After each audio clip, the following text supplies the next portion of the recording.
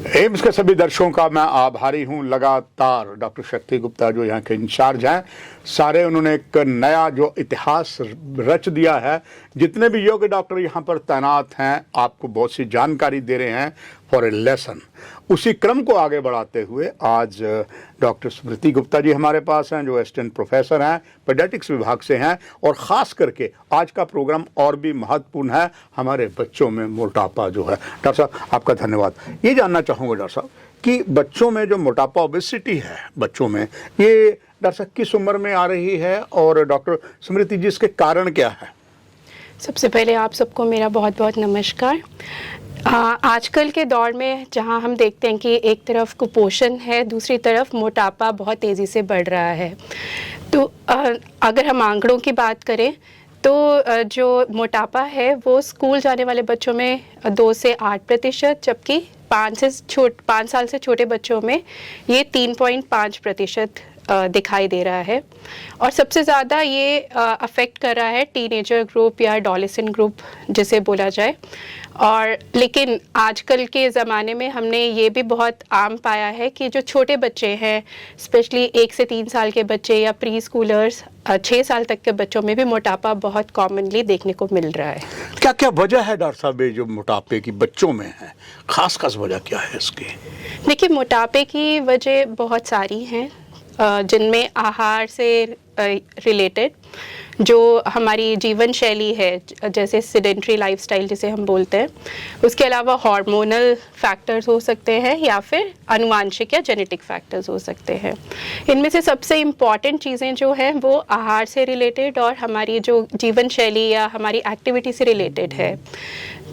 आजकल के ज़माने में हमने आमतौर पे देखा है कि छोटे बच्चों को जंक फूड और स्पेशली कैंडीज़, आपके जूसेस हैं, कार्बोनेटेड ड्रिंक्स हैं, वो बहुत कॉमनली बच्चे पी रहे हैं, जिसकी वजह से ये मोटापा काफ़ी ज़्यादा आ रहा है, जिसे अनहेल्दी फूड हैबिट्स बोलते हैं।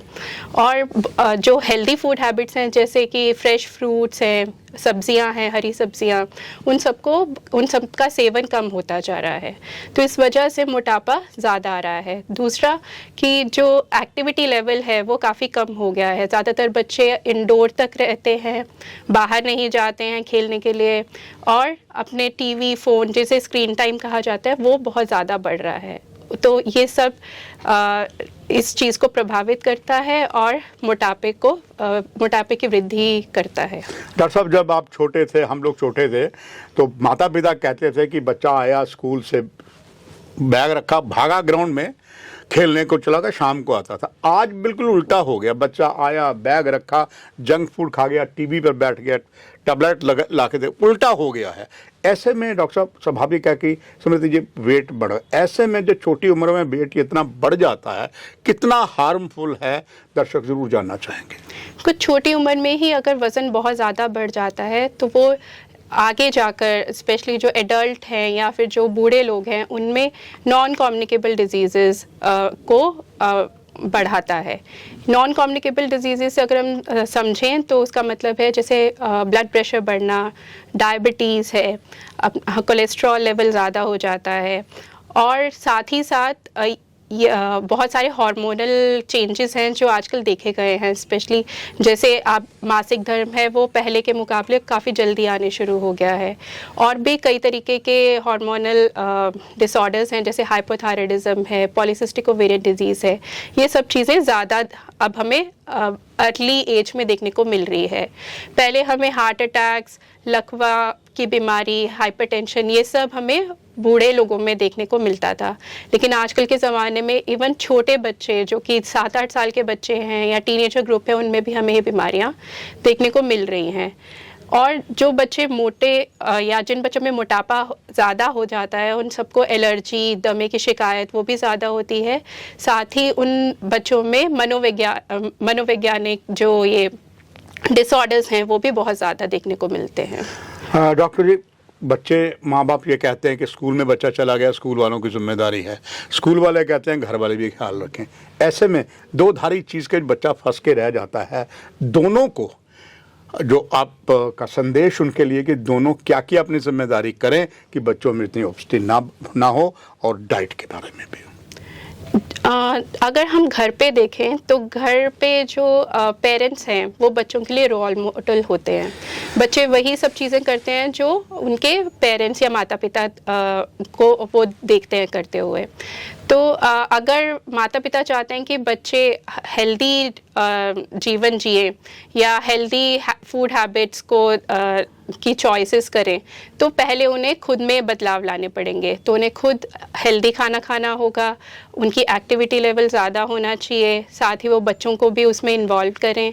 दूसरा, वो अपना स्क्रीन टाइम कम करें, कम से कम मोबाइल, टीवी ये सब चीज़ें देखें, और नींद ज़रूर अच्छे से लें, समय पे सोएं, समय पे उठें। तो इन सब की ये सब देखकर बच्चे खुद ब खुद ही ये सब चीज़ें करना शुरू करेंगे। दूसरा, अगर हम स्कूल्स में देखा जाए तो स्कूल शिक्षा का मंदिर है। स्कूल में बच्चे जो टीचर्स की बातें हैं वो ज़्यादा सुनते हैं as compare to our parents. तो स्कूल में जो टीचर्स हैं वो मोटापे की रोकथाम में बहुत तरीक़ों से हेल्प कर सकते हैं। जैसे वो लगातार रेगुलरली कुछ अवेयरनेस सेशंस कर सकते हैं। जो बच्चों का करिकुलम है उसमें ही ये हेल्थ एजुकेशन उसमें इन्वॉल्व कर सकते हैं। साथ ही स्कूल के जो प्रेमिसेस हैं वहाँ पर जो जंक फूड है वो कम से कम मिलना चाहिए, जबकि वो बैन ही होना चाहिए। और वहाँ पे फ्रेश फ्रूट्स, वेजिटेबल्स, सैलड्स, इन सब की भी व्यवस्था होनी चाहिए। डॉक्टर स्मृति गुप्ता जी, मुझे पूरा विश्वास है जो महत्वपूर्ण बातें आपने बताई हैं, पेरेंट्स ख्याल रखेंगे, स्कूल वाले भी ख्याल रखेंगे। कई जगह वाकई होता है, इंटरवल होता है तो बाहर जंक फूड वाले आए होते बच्चे को खा लेते हैं।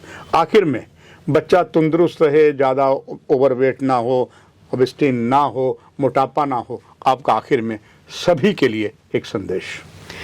तो अगर ये मोटापे को बचाना है हमें, तो हमें अपना पोषण सबसे पहले सही करना होगा, जिसमें बैलेंस डाइट बहुत ज़रूरी है। बैलेंस डाइट का मतलब है कि ज़्यादा से ज़्यादा हरी सब्जियां, फल ये सब लिए जाएं डाइट में, और कम से कम फ़ैट वाली चीज़ें हैं, कार्बोहाइड्रेट्स हैं, वो थोड़ा कम किया जाए।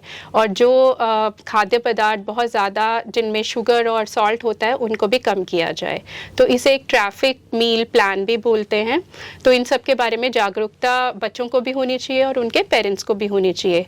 दूसरा कि वो अपनी गतिविधि जो एक्टिविटीज़ हैं उनको रेगुलर रखें। रोज़ कम से कम 60 मिनट की रेगुलर मॉडरेट एक्सरसाइज होनी चाहिए, जिसमें बच्चा उछल कूद करे, रस्सी टाप सकता है, या फुटबॉल खेल सकता है, बास्केटबॉल खेल सकता है, स्विमिंग कर सकता है। तो ये सब गतिविधियाँ उसकी फ़िज़िकल एक्टिविटी बढ़ाती हैं, तो उसकी वजह से भी वज़न कंट्रोल में रहने के ज़्यादा चांसेस होते हैं। तीसरा, जो स्क्रीन टाइम है वो कम से कम रखिए। स्क्रीन टाइम का मतलब है कि TV, phone, computers, video games, ये सब कम से कम होना चाहिए। और स्पेशली आजकल हमने देखा है कि बच्चों को खाते समय ज़रूर पेरेंट्स फ़ोन दिखाते हैं, तो ऐसा नहीं करना चाहिए। जो अमेरिकन एकेडमी ऑफ पीडियाट्रिक्स है वो भी यही रिकमेंड करती है कि कम से कम 2 साल तक के बच्चों को तो बिल्कुल भी फ़ोन नहीं दिखाया जाए, और अगर 2 साल से ऊपर है बच्चा तो उसका भी जो स्क्रीन टाइम है वो 1 से 2 घंटे के बीच में ही रखा जाए। और अंत में जो स्लीप है या नींद है, एक अच्छी नींद अच्छे स्वास्थ्य के लिए ज़रूरी होती है। तो नींद भरपूर जो उम्र के हिसाब से जितने घंटे बच्चे को नींद आनी चाहिए उतना ही उसे देना चाहिए, और सोने के 1 घंटा पहले तक कोई स्क्रीन टाइम ना दें, और खाना भी 1 घंटा पहले खाएं। तो उसकी वजह से बच्चा भरपूर सोएगा और स्वस्थ रहेगा। दर्शकों, all India institute medical sciences doctor Shakti Kumar Gupta ने जो नए आयाम आपको दिए हैं, बस इलाज शुरू होने वाला उससे, जैसे आज भी स्मृति गुप्ता जी जो पीडियाट्रिक्स हैं, बहुत नॉलेज आपके बच्चों के लिए जो बहुत इंपॉर्टेंट आपके लिए, मुझे पूरी आशा है जो डॉक्टर स्मृति गुप्ता जी ने आपको बताया उस पर आप अमल करेंगे और बच्चे जो बच्चे बढ़ रही है वो नहीं बढ़ेगी। डॉक्टर साहब, आपका बहुत बहुत धन्यवाद। दर्शकों, यही इजाज़त, यही कार्यक्रम की समाप्ति।